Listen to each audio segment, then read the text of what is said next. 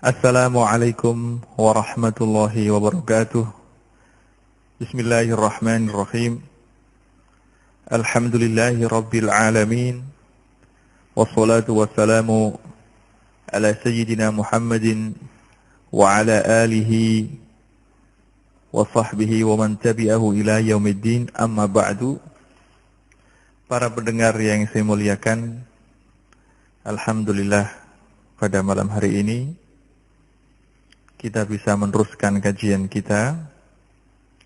Kita bisa bertemu dalam acara rutinan kita dalam kajian fikih, kajian kitab takrib karangan Imam Abi Suja. Alhamdulillah, dalam kesempatan kita yang lalu telah kita buka kajian kita setelah kita menyelesaikan kitab Abi Suja. Maka kitab ini akan kita jadikan kajian rutin. Kalau sudah khatam akan kita mulai, kita kaji dari awal lagi. Dalam kajian kita yang lalu telah kita buka, dan pada kesempatan kita kali ini kita akan memasuki pelajaran pertama atau halaqah yang pertama dari kitab Abi Suja ini. Yang akan kita bahas dalam kajian kita kali ini adalah mengenai Kitabut Thaharah.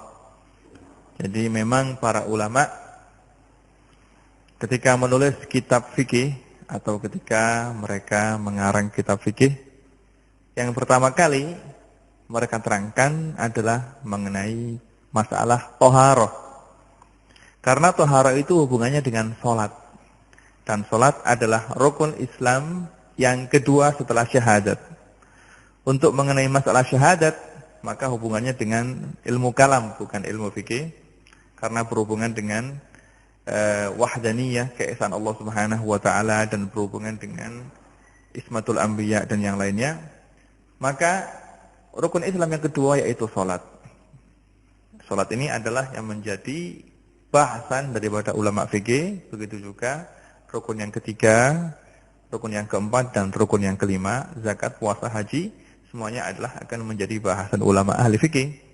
Tapi yang mereka bahas terlebih dahulu adalah yang berhubungan dengan sholat, karena sholat ini adalah tiang agama, dan sholat ini adalah kita lakukan setiap hari, lain dengan ibadah haji.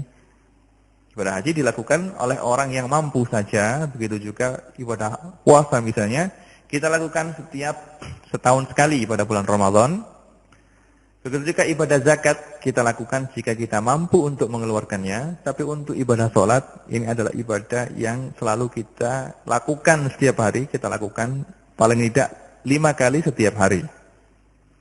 Karena pentingnya sholat ini, dan karena setiap orang Islam selalu melakukan ibadah sholat, maka ulama mendahulukan keterangan atau pembahasan mengenai bab sholat.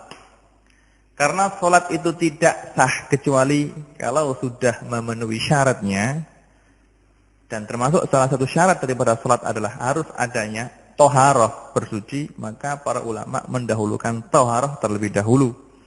Karena syarat itu harus ada sebelum adanya masyrut. Thaharah harus ada terlebih dahulu sebelum adanya sholat itu sendiri.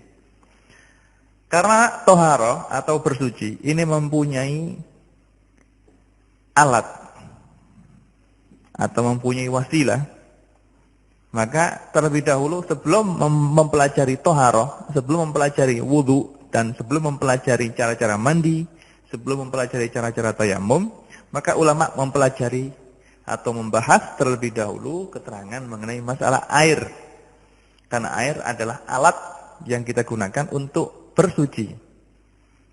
Sebelum kita bersuci, kita harus mempersiapkan alat kita terlebih dahulu. Maka secara otomatis para ahli fikih mendahulukan pembahasan mereka mengenai keterangan masalah hukum-hukum air. Nanti kalau sudah membahas hukum-hukum air, baru mereka menerangkan mengenai hukum cara-cara wudu, hukum cara-cara mandi, hukum cara-cara tayamum. Ini adalah rahasia atau hikmah kenapa para ulama dalam pembahasan kitab fikih mereka selalu mendahulukan keterangan mengenai masalah thaharah Dan ketika membahas masalah toharoh, mereka mendahulukan keterangan mereka mengenai pembahasan masalah hukum air atau ciri-ciri air daripada air yang bisa dipergunakan untuk bersuci. Bismillahirrahmanirrahim. Qala al-musannifu al-imam al-allamah Ahmad bin Hasan al-Asfihani.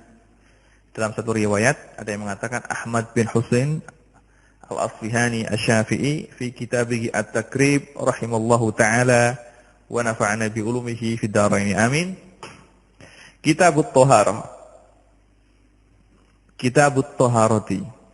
Kitab atau pembahasan yang menerangkan mengenai thaharah.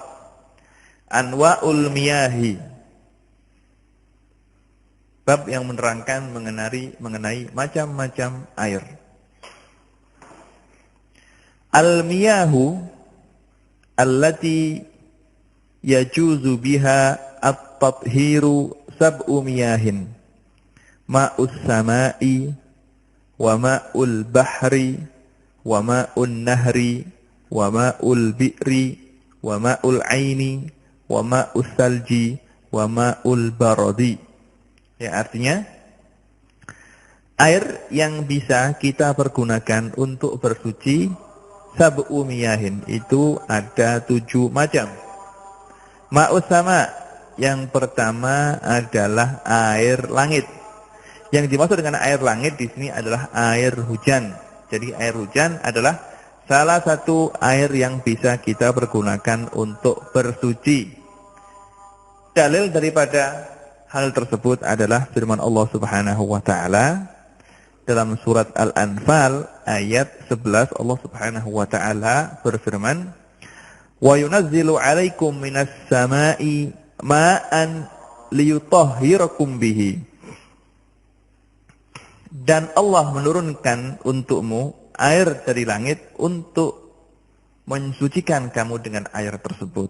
Jadi Allah Subhanahu wa taala menurunkan air dari langit, gunanya adalah air tersebut untuk kita pakai bersuci, untuk kita pakai untuk wudu atau untuk mandi, untuk salat beribadah kepada Allah Subhanahu wa taala. Ini adalah yang pertama. Wa ma'ul bahri. Yang kedua, macam air yang bisa kita pergunakan untuk toharoh atau untuk bersuci adalah air laut. Ma'ul bahri, air laut. Dalil daripada hal tersebut adalah hadis yang diriwayatkan oleh Abu Hurairah radhiyallahu anhu, yang diriwayatkan oleh Imam At-Tirmidzi dan Imam Abu Dawud, Imam Nasa'i serta Imam Ibnu Majah. Rasulullah Shallallahu Alaihi Wasallam ketika itu ditanya oleh seseorang yang mana orang tersebut telah melakukan perjalanan berlayar. Orang tersebut berkata, "Wahai Rasulullah, kita berlayar dan membawa air tawar sedikit sebagai air untuk minum. Kalau kita pakai air sedikit tersebut untuk wudu, maka kita tidak mempunyai air untuk minum. Kalau kita tidak minum, maka kita akan mati.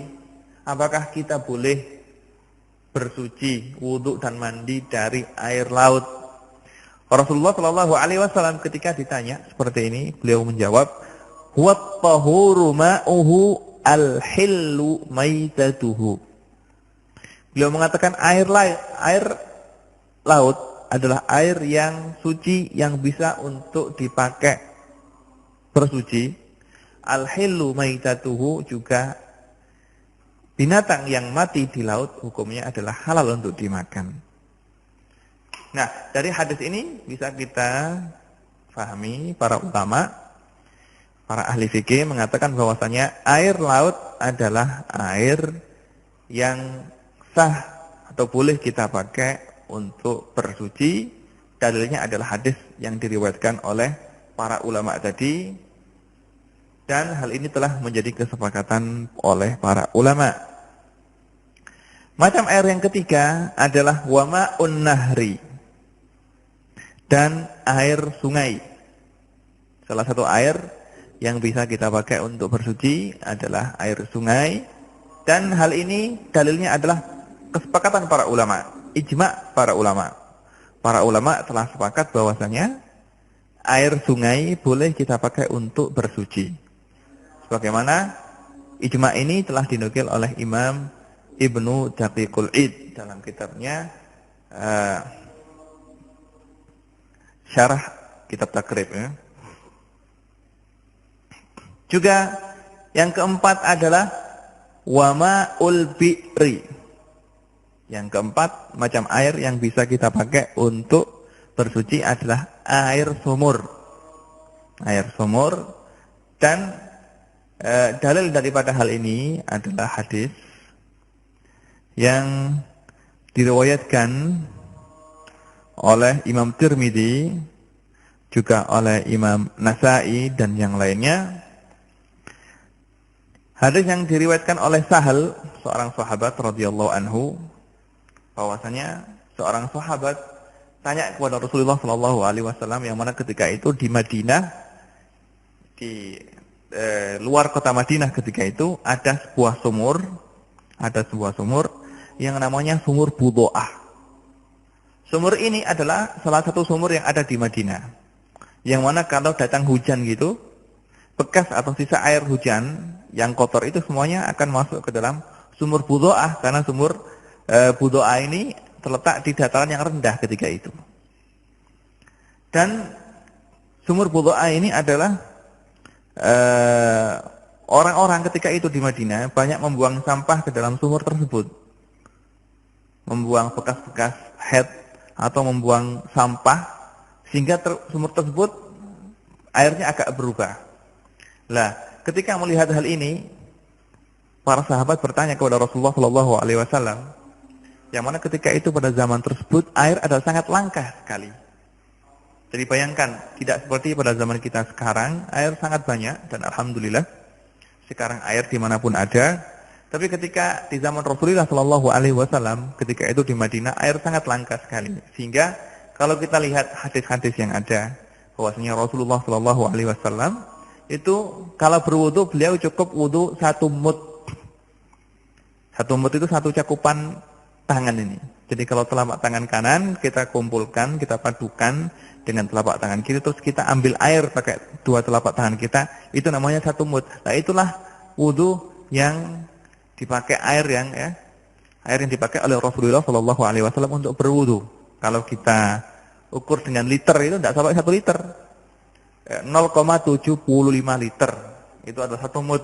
Itu adalah wudu air yang dipakai oleh Rasulullah sallallahu alaihi wasallam untuk berwudu. Jadi bayangkan, sedikit sekali air yang dipakai oleh Rasulullah sallallahu alaihi wasallam untuk berwudu, karena memang pada waktu itu air sangat langka sekali. Dan adanya sumur Budho'ah dalam keadaannya seperti itu, banyak orang yang membuang sampah ke dalam sumur Budho'ah tersebut. Para sahabat tanya kepada Rasulullah sallallahu alaihi wasallam, "Wahai Rasulullah, ya Rasulullah," mereka bertanya, "Ya Rasulullah, innaka tatawadda'u min bi'ri Budho'ah wa fiha ma yunjin nas wal haid wal junub." Faqala Rasulullah sallallahu alaihi wasallam, "Al-ma'u tahurun la yunajjisuhu syai'un." Ketika mereka melihat Rasulullah sallallahu alaihi wasallam wudu dari air di sumur Budho'ah tersebut, yang mana sumur Budho'ah itu adalah sumur yang kotor, banyak kotorannya, banyak sampahnya. Ketika itu para sahabat tanya, "Ya Rasulullah, air sumur Budho'ah kan airnya sudah kotor. Kenapa kok antum kok wudu dari situ?" Nah, Rasulullah sallallahu alaihi wasallam menjawab, "Al-ma'u tahurun." Air adalah sesuatu yang bisa untuk mensucikan, la yunajjisuhu syai'un, yang mana air tersebut tidak akan najis. Nah, dari hadis ini bisa kita ambil kesimpulan bahwa air sumur boleh kita pakai untuk berwudu, meskipun airnya agak berubah seperti yang ada dalam sumur Budho'ah tersebut. Nah. Kemudian termasuk macam air yang bisa kita pakai untuk bersuci adalah wama'ul aini, dan air sumber, air yang keluar dari tanah, yang menyumber dari tanah. Nah, air ini boleh kita pakai untuk berwudu, boleh kita pakai untuk bersuci, dan ini adalah dalilnya adalah ijma' para ulama. Hal ini telah disepakati oleh para ulama bahwasanya air sumber boleh dipakai untuk berwudu. Kemudian air berikutnya adalah wama usalji dan air es. Air es boleh dipakai untuk berwudu. Wama ul baradi dan air embun. Air embun adalah air yang suci. Kalau kita kumpulkan, kalau kita pagi-pagi jalan di pematang sawah, terus kita dapatkan air embun yang berada di rumputan, maka air tersebut bisa kita kumpulkan menjadi banyak, lalu kita buat untuk bersuci. Air tersebut adalah air yang suci, bersih, boleh dipakai untuk bersuci. Nah, dalilnya dari mana? Nah, ini para fuqaha mendatangkan dalil dari sebuah hadis yang diriwayatkan oleh Imam Bukhari dan Imam Muslim, yaitu hadis riwayat Abi Hurairah radhiyallahu anhu, kana Rasulullah sallallahu alaihi wasallam idza kabbara fi sholati sakata hunayyatan qabla an yaqra'a faqultu ya Rasulullah ma taqulu qala aqulu Allahumma ba'id baini wa baina khotoyaya kama ba'adta bidal masyriqi wal maghrib Allahumma naqqini minal khotoya kama yunaqqas thawbu al abyadu minad danas Allahumma ghsilni min khotoyaya bima'i salji wal barad. Yang artinya sahabat Abu Hurairah radhiyallahu anhu melihat bahwasanya Rasulullah sallallahu alaihi wasallam setelah kalau melakukan salat, setelah takbiratul ihram, beliau tidak langsung membaca Al-Fatihah, tapi beliau berhenti sebentar. Beliau tidak langsung membaca Fatihah, tapi beliau diam sebentar, sejenak. Ketika ditanya, ya Rasulullah, ketika antum diam sejenak itu apa yang antum lakukan? Nah, Rasulullah sallallahu alaihi wasallam menjawab, saya diam sejenak itu adalah saya membaca doa. Doanya ada Allahumma ba'id baini wa baina khotoyaya. Ya Allah, jauhkanlah saya dari dosa-dosa sebagaimana kamu ya Allah menjauhkan antara timur dan barat. Allahumma naqqini minal khotoya kama yunaqqas thawbul abyadu minad danas. Ya Allah, bersihkan saya dari dosa-dosa saya seperti baju putih yang dibersihkan dari kotoran. Allahumma ighsilni min khotoyaya bima'i salji wal barad. Ya Allah, cucilah atau bersihkanlah saya dari dosa-dosa dengan memakai air es dan air embun. Nah, dari hadis ini para fuqaha mengambil hikmah atau mengambil hukum yang sangat istimewa sekali. Memang benar hadis ini adalah siyahnya atau situasinya memang hadis ini adalah doa Rasulullah sallallahu alaihi wasallam. Tapi ketika Rasulullah sallallahu alaihi wasallam mengucapkan, ya Allah, cucilah dosa-dosaku dengan memakai air embun dan air es, maka dari sini ulama mengambil hukum bahwasanya air es dan air embun itu bisa dipakai untuk mensucikan. Karena Rasulullah sallallahu alaihi wasallam adalah la yantiqu anil hawa. Segala sesuatu yang diucapkan oleh Rasulullah sallallahu alaihi wasallam adalah berupa wahyu. Maka dari sini fuqaha mengambil kesimpulan bahwasanya air es dan air embun bisa dipakai untuk bersuci. Jadi 7 macam air inilah air yang bisa dipakai untuk bersuci. Yang pertama yaitu air langit atau air hujan, yang kedua adalah air laut, yang ketiga adalah air sungai, yang keempat adalah air sumur, yang kelima adalah air sumber, yang keenam air es, dan yang ketujuh adalah air embun. Air-air ini adalah air yang bisa kita pakai untuk bersuci. Berikutnya, Imam Abi Suja setelah menerangkan macam-macam air, beliau menerangkan pembagian air. Beliau berkata, "Tsummal miyahu ala arba'ati aqsamin, tahirun mutahhirun, ghairu makruhin wa huwa ma'ul mutlaq.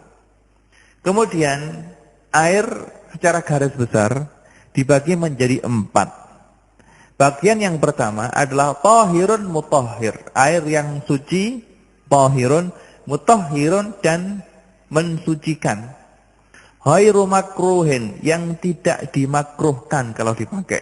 Wa huwa ma'ul mutlaq, itu adalah air mutlak. Ini adalah yang pertama.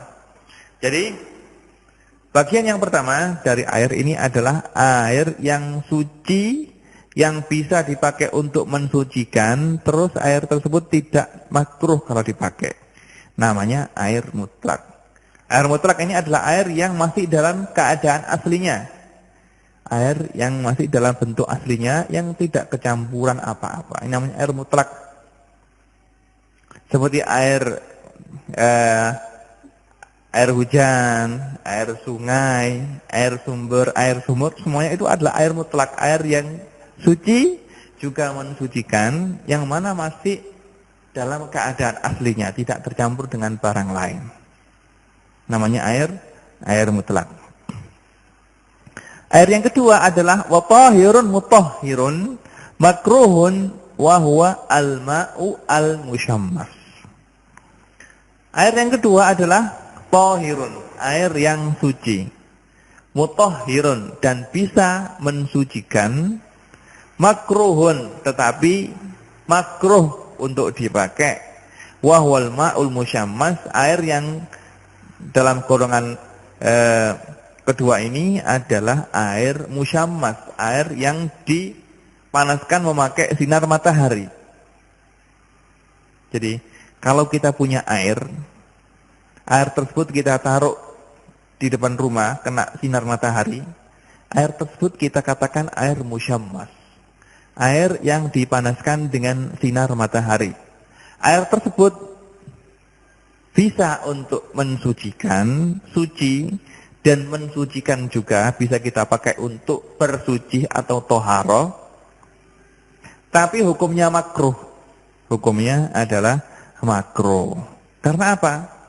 Karena air yang dipanaskan dengan sinar matahari, air tersebut bisa menimbulkan penyakit lepra. Sebagaimana dikatakan oleh para ahli fikih.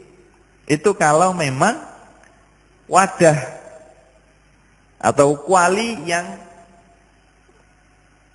kita pakai untuk air tersebut adalah wadah yang terbuat dari besi.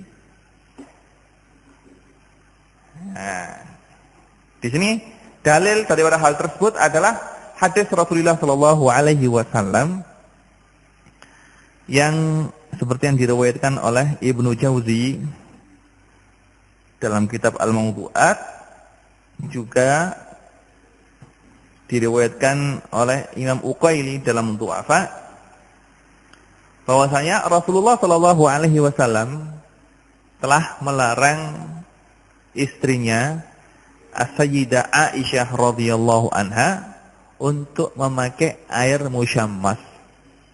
Rasulullah Shallallahu Alaihi Wasallam bersabda, "Innahu yurisul baroh." Air musyammas itu bisa menyebabkan penyakit lepra. Juga dalam hadis yang lain yang diriwayatkan oleh Ibnu Abbas radhiyallahu anhuma, an Rasulillah sallallahu alaihi wasallam qala, "Man igtasala bima'in musyammasin fa asabahu wadhun fala yalumanna illa nafsah." Barang siapa yang mandi dengan air musyammas kemudian terkena penyakit belang, fala yalumanna illa nafsah, maka janganlah dia marah, janganlah dia mencerca kecuali mencerca dirinya sendiri. Nah, jadi dari dua hadis ini bisa kita pahami bahwasanya memakai air musyammas hukumnya adalah makruh, karena Rasulullah Shallallahu Alaihi Wasallam telah melarang Sayyidina Aisyah untuk memakai air tersebut. Begitu juga Rasulullah Shallallahu Alaihi Wasallam memperbolehkan memakai, tapi kalau kena penyakit belang atau penyakit baros, penyakit lepra, jangan marah. Salahkan diri kamu sendiri, karena kamu telah saya ingatkan bahwasanya memakai air musyammas itu menyebabkan penyakit belang atau penyakit lepra.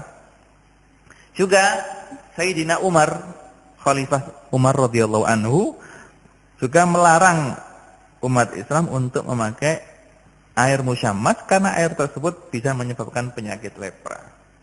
Ini adalah dalil yang dikemukakan oleh ulama Syafi'iyah yang mengatakan bahwasanya air musyammas adalah air yang suci, mensucikan, tapi makruh kalau dipakai. Nah, tapi makruh memakai air musyammas ini ada beberapa syarat yang harus dipenuhi. Jadi seperti yang saya kemukakan tadi, air tersebut dikatakan air musyammas kalau air tersebut dipanaskan dengan sinar matahari. Yang pertama. Yang kedua, wadah atau kuali daripada air tersebut adalah terbuat dari besi. Yang ketiga, daerah tempat air tersebut adalah daerah yang panas. Seperti di Yaman, di Saudi. Ini daerah panas. Kalau seandainya daerah-daerah adanya air tersebut, air musyammas tersebut bukan daerah yang panas, seperti di Mesir atau di Syam, di Suriah, di Lebanon, di Indonesia, maka di sana tidak ditemukan yang namanya air musyammas. Air musyammas itu adalah khusus untuk daerah yang panas. Juga air tersebut makruh kalau dipakai ketika dalam keadaan panas. Soal yang keempat. Kalau air tersebut telah dipanaskan dengan sinar matahari, pakai kuali dari besi, tapi sudah didinginkan pada malam hari, maka bukan termasuk air musyammas. Syarat berikutnya adalah air tersebut dipakai di badan. Maka tidak makruh kalau air tersebut kita pakai untuk mencuci. Selagi anggota badan kita tidak terkena air musyammas, maka tidak makruh. Jadi air musyammas itu makruh baik dipakai untuk bersuci atau dipakai untuk mandi biasa. Karena air tersebut ilah atau sebab dimakruhkannya adalah karena air tersebut bisa menyebabkan penyakit lepra. Kapan dimakruhkan? Dimakruhkan kalau air tersebut kita pakai ketika masih panas, terus air tersebut berada di daerah yang panas. Kalau daerah tempat air tersebut daerah yang dingin, meskipun ketika itu dalam keadaan panas, tapi tidak termasuk air musyammas.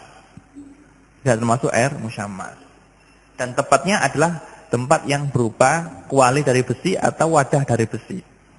Itu semuanya adalah karena kalau air yang ada dalam kuali besi atau wadah besi itu kena sinar matahari, dan mataharinya sangat panas, menyengat, maka matahari atau kuatnya sinar matahari akan mengeluarkan karat dari wadah tersebut. Sehingga karat ini akan menyebabkan penyakit kalau menempel di kulit manusia. Dari itu ulama mengatakan makruh memakai air tersebut dengan dalil yang telah saya kemukakan tadi. Dan ini adalah pendapatnya Imam Syafi'i, dan jumhur ulama Syafi'iyah mengatakan bahwasanya air musyammas itu hukumnya adalah makruh kalau dipakai. Tetapi ulama yang lainnya seperti ulama Hanabilah dan sebagian ulama Hanafiyah, juga ulama Malikiyah, juga Imam Nawawi sendiri salah seorang ulama dan mujtahid dalam madhab Imam Syafi'i mengatakan bahwasanya kalau kita tinjau dari dalil yang kita kemukakan tadi, air musyammas bukanlah air yang makruh. Karena apa? Karena dalil yang saya kemukakan tadi adalah dalil yang lemah. Hadisnya Sayyidina Aisyah yang mana Rasulullah SAW melarang Sayyidatuna Aisyah untuk memakai air musyammas. Hadis tersebut adalah hadis yang dhaif, hadis yang lemah. Di sana salah satu rawi daripada hadis tersebut adalah rawi yang tidak bisa diterima, yaitu yang namanya rawi tersebut adalah seperti yang disebutkan oleh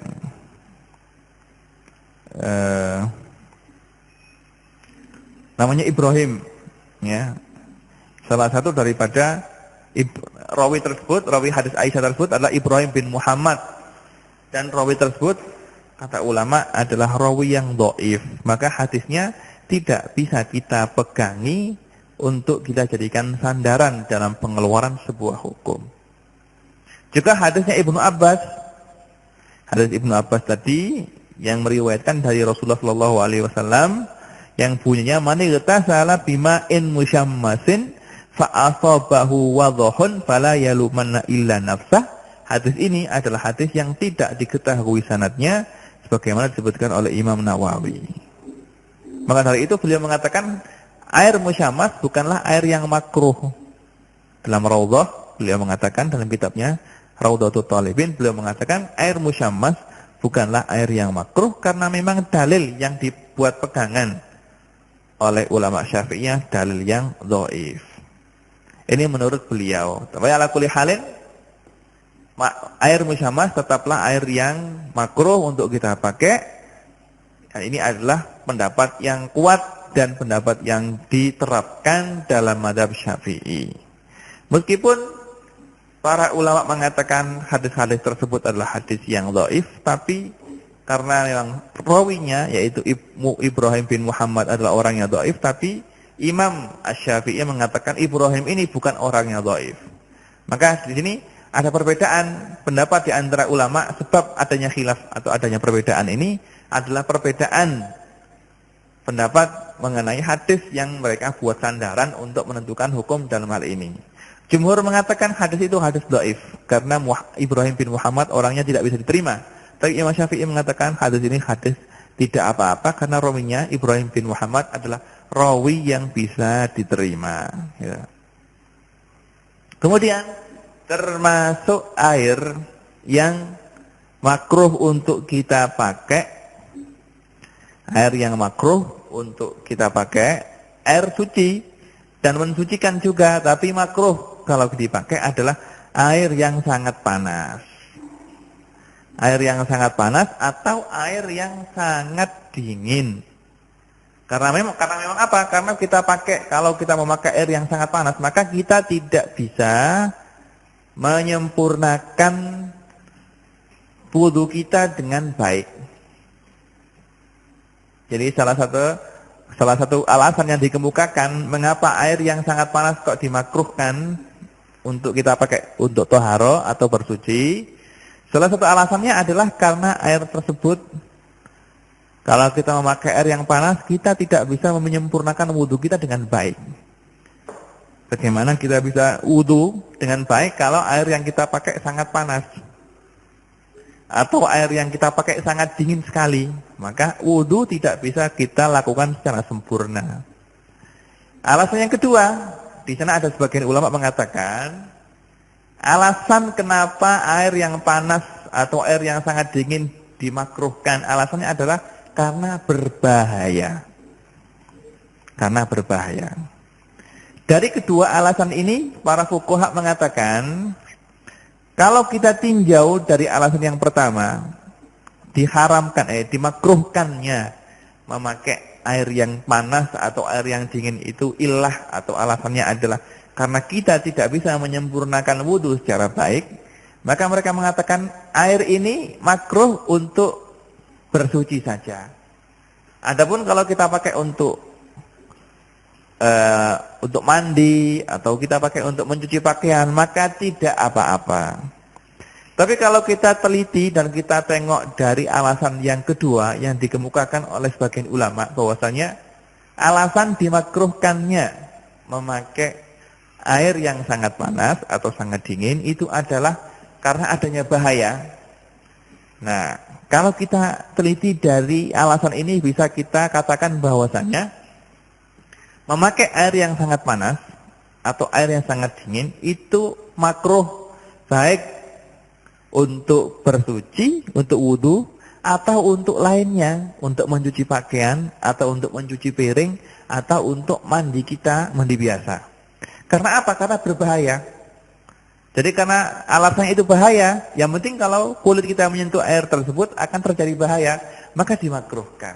Ini menurut alasan yang kedua. Tapi kalau memang orang tersebut yakin atau mempunyai anggapan yang kuat berdasarkan percobaan atau pengalaman dia, kalau dia wudu dengan air yang sangat dingin ini, maka dia akan sakit atau akan kena penyakit, maka haram memakai air yang panas tersebut atau memakai air dingin tersebut. Begitu juga untuk air musyammas yang telah saya jelaskan tadi. Kalau memang memakai air yang telah dipanaskan dengan sinar matahari, yang mana kualinya itu adalah kuali terbuat dari besi, dia yakin kalau air tersebut kalau dia pakai bisa menimbulkan sakit, atau berdasarkan pengalamannya yang telah dia lakui, yang telah dia lakukan atau yang telah dia temui bahwasanya akan menyebabkan sakit, maka haram memakai air tersebut. Seperti memakai air yang sangat panas atau air yang sangat dingin. Itu kalau memang dia benar-benar yakin kalau memakai air yang sangat dingin atau memakai air yang panas bisa menyebabkan sakit bagi dia, atau berdasarkan pengalaman yang telah dia lakukan, maka pemakaiannya hukumnya adalah haram. Nah, tapi kalau tidak sampai ada anggapan seperti itu, maka cukup makruh saja. Kemudian pembagian air berikutnya adalah air thahir ghairu mutahhir wa huwa al-ma'ul musta'mal. Untuk bagian air yang ketiga ini, karena pembahasannya agak panjang dan waktunya juga sudah mepet, insyaallah akan kita terangkan dalam kajian kita yang akan datang. Nah, ini ada sebuah pertanyaan dari seorang pendengar yang namanya Mas Sandi, Mas Samudi ya. Ini pertanyaannya bunyinya, Assalamualaikum Ustadz, mau nanya, silahkan ya. Kalau air sperma najis apa enggak? Air sperma najis apa enggak? Makasih Ustadz. Oh, ini air sperma. Untuk air sperma atau dalam bahasa Arabnya mani, itu para ulama berbeda pendapat apakah air mani tersebut air najis atau air yang suci. Menurut pendapat ulama Syafi'iyah, air mani hukumnya adalah suci. Air mani hukumnya adalah suci. Alasannya adalah yang pertama, air mani adalah asal daripada manusia. Dan manusia adalah makhluk yang dimuliakan oleh Allah Subhanahu wa taala. Allah Subhanahu wa taala telah berfirman, "Walaqad karramna bani Adam." Dan kita telah memuliakan anak cucu Adam. Salah satu bentuk daripada pemuliaan, salah satu bentuk konkret daripada kemuliaan yang diberikan oleh Allah Subhanahu wa taala kepada Bani Adam adalah bahwasanya asal daripada Bani Adam itu adalah suci, yaitu air mani itu dianggap suci. Yang kedua, hadis yang diriwayatkan oleh Sayyidina Aisyah radhiyallahu anha, sebagaimana yang diriwayatkan oleh Imam Bukhari dan yang lainnya, bahwasanya suatu ketika Sayyidina Aisyah radhiyallahu anha pernah menggaruk bekas mani yang ada di baju Rasulullah sallallahu alaihi wasallam. Jadi ketika itu baju Rasulullah sallallahu alaihi wasallam ada bekas maninya dan digaruk, dibersihkan pakai kuku oleh Sayyidina Aisyah radhiyallahu anha. Terus baju tersebut sama Rasulullah sallallahu alaihi wasallam dipakai untuk sholat. Nah, dari ini ulama Syafi'iyah mengatakan kalau memang mani itu najis maka seharusnya dicuci. Nah, tapi karena Sayyidina Aisyah radhiyallahu anha tidak mencuci air baju tersebut, cuma beliau garuk saja mani yang ada dengan kuku beliau, terus baju tersebut dipakai oleh Rasulullah sallallahu alaihi wasallam, maka kita katakan baju tersebut adalah suci. Kalau seandainya najis maka tidak akan dipakai oleh salat sama Rasulullah sallallahu alaihi wasallam. Nah, dan mani tersebut bukanlah dari mimpi, karena Rasulullah sallallahu alaihi wasallam terjaga dari mimpi yang jelek. Jadi syaitan tidak bisa mengganggu Rasulullah Shallallahu Alaihi Wasallam sama sekali. Juga jadi mani tersebut kemungkinan besar adalah mani bukan dari Rasulullah Shallallahu Alaihi Wasallam. Maka dari sini ulama Syafi'iyah mengatakan mani hukumnya adalah suci. Begitu juga maninya hayawan yang suci hukumnya adalah suci juga, sebagaimana yang disebutkan oleh Imam An-Nawawi. Adapun mani manusia suci menurut Imam Nawawi dan Imam Rafi'i. Menurut Imam Rafi'i, mani hayawan selain manusia hukumnya najis. Tapi menurut Imam An-Nawawi, mani selain manusia, kalau hayawan tersebut adalah hayawan yang suci maka suci. Kalau hayawan bukan suci seperti anjing dan babi maka hukumnya najis. Ini adalah pendapatnya ulama Syafi'iyah. Adapun ulama yang lain seperti ulama Hanafiyah dan ulama Malikiyah mengatakan mani manusia hukumnya adalah najis. Karena apa? Hadisnya adalah karena alasannya yang pertama adalah karena mani itu keluar dari satu jalan, keluar dari jalannya kencing, dari ahadus sabila ini. Dan segala sesuatu yang keluar dari kubul hukumnya adalah najis, seperti kencing, mazi dan yang lainnya. Maka mani karena keluar dari jalannya kencing hukumnya juga najis juga. Yang kedua, mereka beralasan dengan hadisnya Sayyidina Aisyah radhiyallahu anha juga, bahwasanya Sayyidina Aisyah telah mencuci baju yang terkena mani, baju Rasulullah sallallahu alaihi wasallam kena mani, dicuci sama Sayyidina Aisyah, kemudian baju tersebut dipakai untuk salat oleh Nabi Muhammad sallallahu alaihi wasallam. Dari hadis ini bisa kita pelajari bahwasanya baju yang kena mani wajib untuk kita cuci. Karena baju tersebut tidak dipakai oleh Rasulullah kecuali telah dicuci oleh Sayyidina Aisyah radhiyallahu anha. Tapi ulama Syafi'iyah mengatakan hadis yang diriwayatkan yang kedua ini adalah yuhmalu ala najab.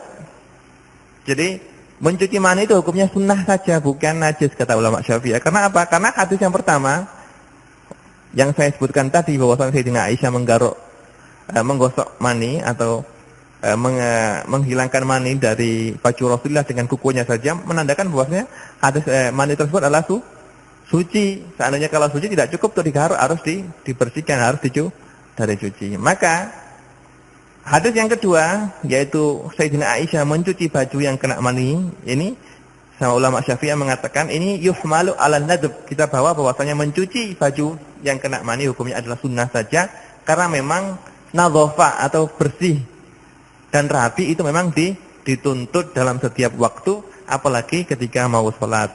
Nah, yang penting pendapatnya ulama Syafi'iyah, mani adalah hukumnya suci. Dalil-dalilnya adalah seperti yang saya sebutkan tadi. Mudah-mudahan kajian kita pada malam hari ini selalu mendapatkan ridho dan berkah dari Allah Subhanahu wa taala dan selalu bermanfaat. Mudah-mudahan kita selalu minta kepada Allah Subhanahu wa taala agar segala yang telah kita pelajari bermanfaat, bisa kita amalkan, syukur-syukur bisa kita tularkan kepada orang lain. Karena ilmu itu tidak ada faedahnya kalau tidak diamalkan. Al ilmu bila amalin kasyajari bila samarin.